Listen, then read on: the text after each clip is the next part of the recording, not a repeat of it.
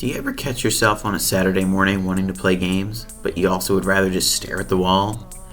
Was the last game you played so unfun that you need to just turn to something simpler?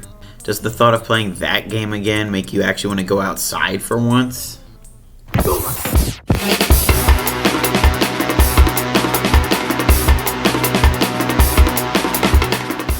Time for some good old Katamari. I would absolutely classify this one as a comfort food game for me.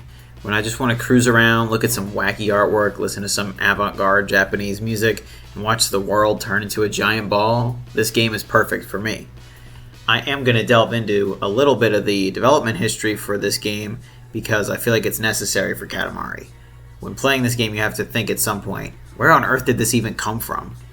A game like this is clearly not developed with the mindset of, we gotta get out our yearly release and make sure it sells 5 million units in a month and has lots of microtransactions.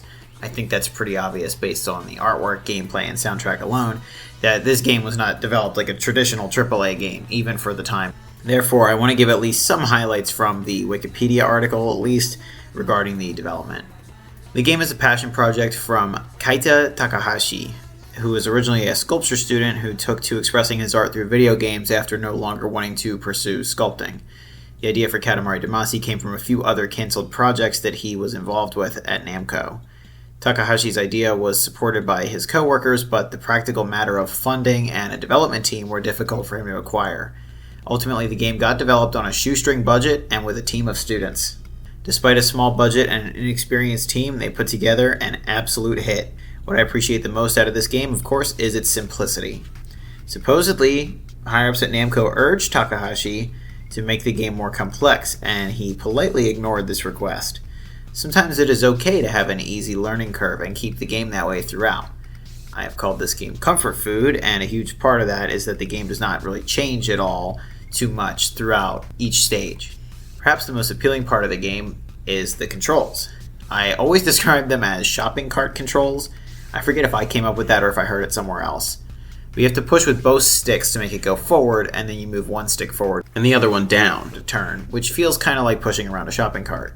Although it may feel a bit weird at first, once you get the hang of it, this becomes really addicting. There are a few special moves in the game, like jumping and flipping 180 degrees instantly, but I honestly don't use them too much. For the most part, I am able to complete all the levels of this game just by rolling around freely. With that, I will also assert that this game does feel a bit easy, which is also completely fine with me. I can complete every Make a Star level with ease and get the Katamari way bigger than the goal. For newcomers, it might not be this way at first, but you can reach this level after like 2 playthroughs. You can get pretty confident with the game and finish the levels quickly. The timer honestly just feels like the game telling you like, okay, we do need to progress this thing in some way. Otherwise, the game would just be one round of Eternal mode, and that would be very lackluster. Arguably, the best decision that was made was the ability to keep going once you have reached the goal. If the game just stopped every time you hit the limit, you would definitely be left wondering how far you could have taken things. Some of the side missions, though, are really not my thing. For example, the roll up the biggest of this item that you can is annoying. For example, Ursa Major is roll up the biggest bear. You're going after a cow or a bear, you roll up a carton of milk or a sign with a bear on it or something, and not realize that that counts as your cow or bear. They're kind of dumb, but thankfully not required by any means. I just did them for the sake of completing every level, but honestly, I just slam into the first bear and then get it over with. The other side missions where you have to get a certain category of item, like fish or twins, they're way better. They're a lot of fun. Generally, I think the side missions feel like the developer's going, well, other than just snowballing and getting big, what other goals could we have you do with this thing? They're not bad, but they're definitely not as fun as just making a star, which is just getting as big as possible. Sometimes the game can be a smidge frustrating when you're getting slapped around, but the main point of annoyance for me comes in climbing the walls. You're supposed to be able to gently roll up walls, but a lot of the times I end up smacking into them repeatedly or falling down when I'm halfway up. It's annoying, but it's excusable since the game generally has really great controls. But like I said, getting slapped around early game where there'll be like mice or cats or dogs and they just hit your Katamari constantly, and though the game warns you about it, you can't really tell when they're coming. It can be a little annoying, but it's okay. Very minor complaints, I would say. Also, I'm not a big fan of how the game stops to tell you a comparison of your Katamari to another object. I don't really care that my Katamari is as big as 649 bananas right now. I don't really have a way to visualize that in my head. I mean, yeah, it's a lot of bananas. I always just mash past these, and the same goes for dialogue with the king. Interrupting the game is such a bad decision. Like, just let me roll the ball, man. Eventually, you just get used to it and deal with it, but it's definitely not preferred. My personal experiences with this game came sometime when I was in high school, which was significantly after the release of Katamari Damacy on PS2. I have little experience with any of the sequels, but I believe my first entry in the series was actually Touch My Katamari on the Vita. In high school, I had finally decided to buy a Vita. It was already kind of dying out. One that I knew about that I really wanted was a new Katamari game, which was a series I had heard of but really wanted to get into. I liked that game, but do not remember a whole lot about it. I later went back and got Katamari Damacy on PS2, and that has stayed my go-to for the series. I'm aware that they have done other remasters in the series at this point too, but I really need to catch up. The one that I am really hankering to play is the one on Xbox 360 called Beautiful Katamari, since it's one of the few not on a PlayStation console, and it's intriguing to me because of that. I actually do opt for an Xbox One controller when playing on PC instead of the PS4 controller, but that's just because Xbox One is like my go-to PC controller. I think that either works completely fine, and obviously I have played the PS2 release, so I have played the game with a DualShock, and either feels good to me. The control scheme that I thought was going to be really fun, but ended up just being kind of clunky, was the motion controls on Switch. I thought it would be the coolest thing ever to shake my hands back and forth to do the charge. But remember, I said I barely use a lot of the special moves, and that includes the charge. It just feels a bit unnecessary to use motion controls when my hands are like literally on the thumbsticks on the Switch controller. It's a novel inclusion and a little fun to do here and there, but it's definitely not practical in my eyes by any means. I do legitimately consider this game to be one of my favorites of all time. It's sometimes a bit hard for me though to say it's necessarily in my top 5. Obviously I have a few complaints with the game that I had mentioned earlier, and it's just a little bit too simple maybe to consider it a top 5 game. It's out here duking it out with a lot of heavy hitters like Chrono Trigger and the first Ace Attorney game in my list of favorites. However, I would easily consider Katamari at least a top 10 game for me. Katamari Damacy is up there as one of those games that I do revisit constantly. It's on the same list as classics like Mario Sunshine, Zelda Wind Waker, and Mega Man 2 for me. The simplicity and ease of being able to just jump right in are what will always keep me revisiting Katamari Damacy.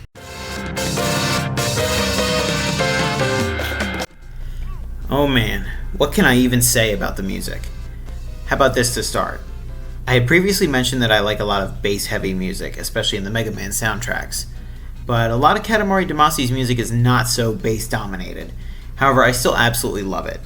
I mean, I'm not completely one-dimensional here, guys. I enjoy other music outside of just the first Sigma stage theme from Mega Man X.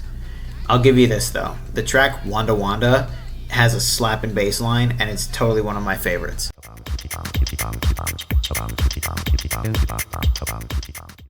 Depending on the day, though, I would tell you that almost any song out of this game is, quote, one of my favorites. The true audio experience of Katamari Damacy comes with listening to some of this upbeat music while being subjected to what I call the screams of the damned.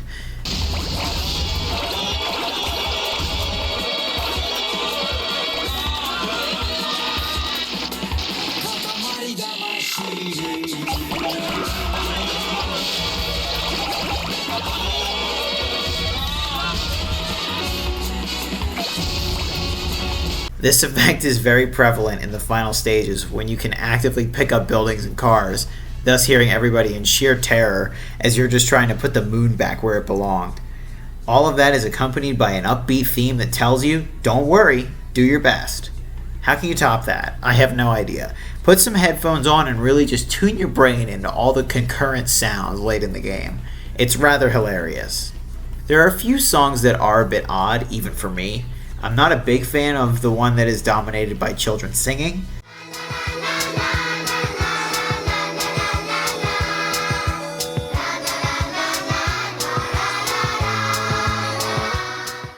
That always kind of creeped me out in music, and I blame Another Brick in the Wall for that. Other than a few tracks that I would call less than stellar, there are so many bangers on this soundtrack. But like I said, the real audio experience is playing the game with the sound effects and music causing an insane dissonance.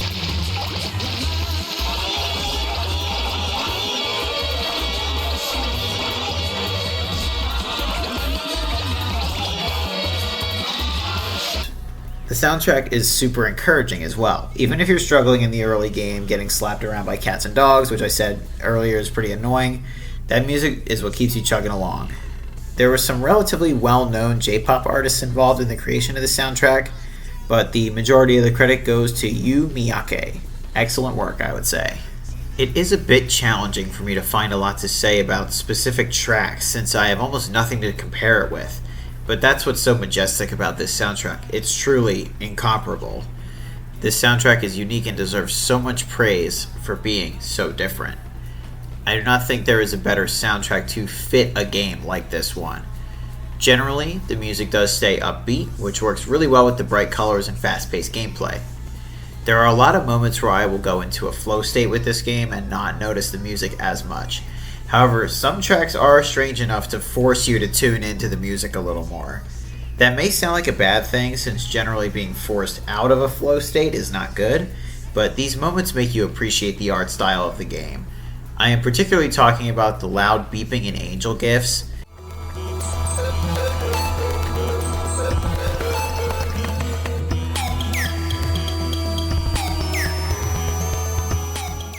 When you hear something like that track for the first time, you stop and just go, wow, this music really does push the envelope. From what I remember, the sequels continue with this wacky style of music that just complements the overall experience perfectly.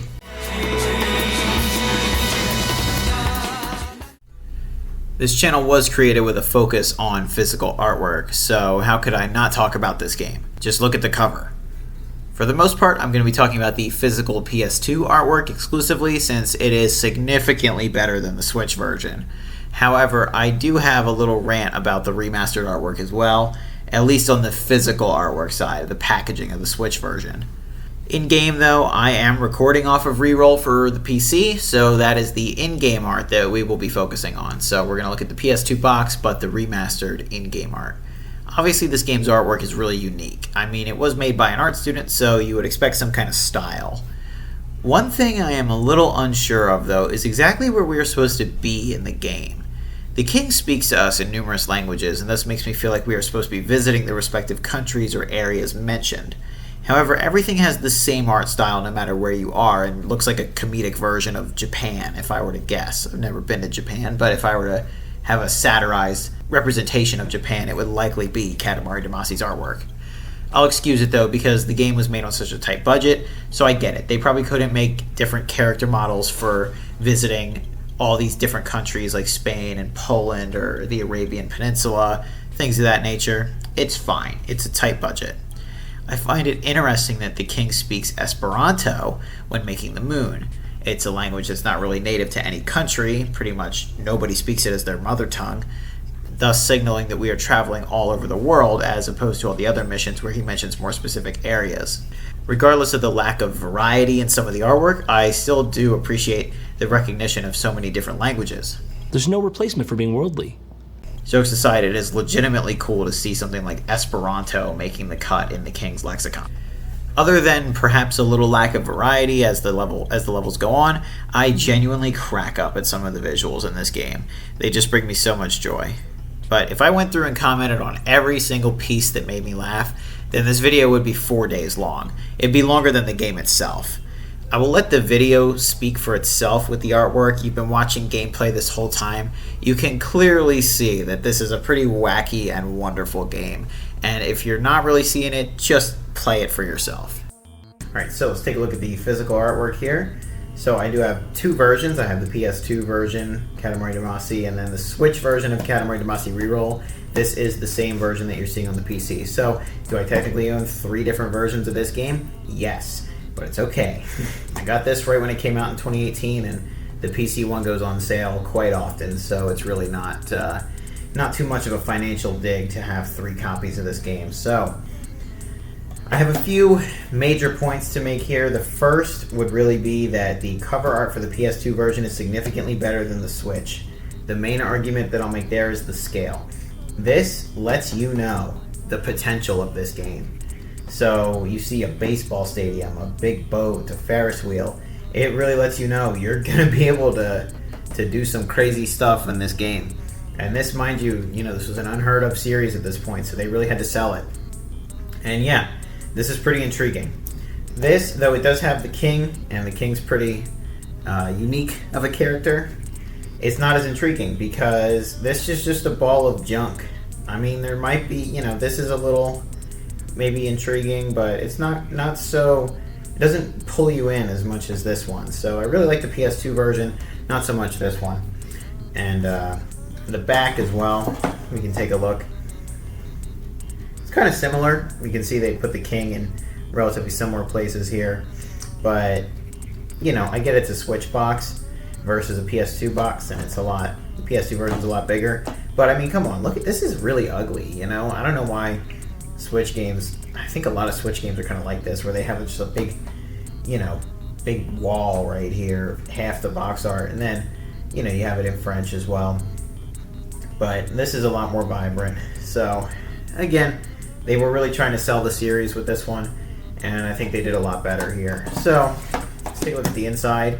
This is also a huge point of contention here for me. Good, pretty nice disc. It's pretty memorable. It's cute, right? It's good drawing. And we do have a nice full manual, which I will just skim here briefly for you. You can see it's really nicely colored. Right, good screenshots. We will look in depth a little more at this in a bit. I will do some scans for that one for you, and we'll pull it up with some gameplay.